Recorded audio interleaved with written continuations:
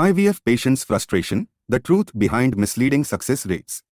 IVF patients are getting increasingly sophisticated today, and because they understand that IVF doesn't have a 100% success rate, and are perfectly okay with accepting IVF failure.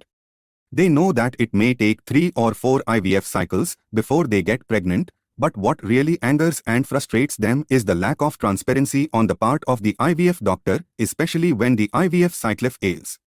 For example, when they are signing up for IVF treatment, doctors quote all kinds of ridiculous success figures, such as 80% or 90%, claiming they have the latest technology and the best doctors.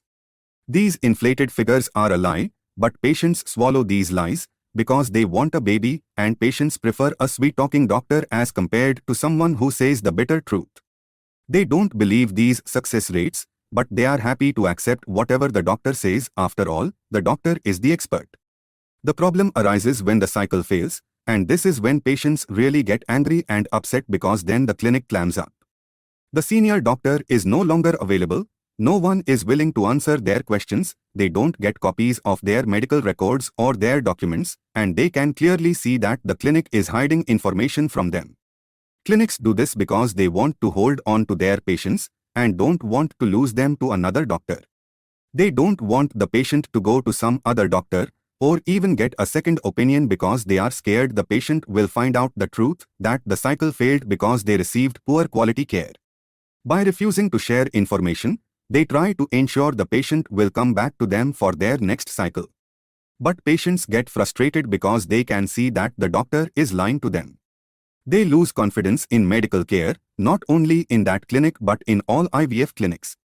And this is why IVF clinics in India have such a terrible reputation these days, because they are not willing to treat patients with respect and are not willing to share information openly and transparently with their patients. In the long run, this lack of transparency is going to end up hurting IVF doctors. It already hurts IVF patients, but once patients start losing trust in doctors, things are just going to go from bad to worse. What can you do as a patient to protect yourself?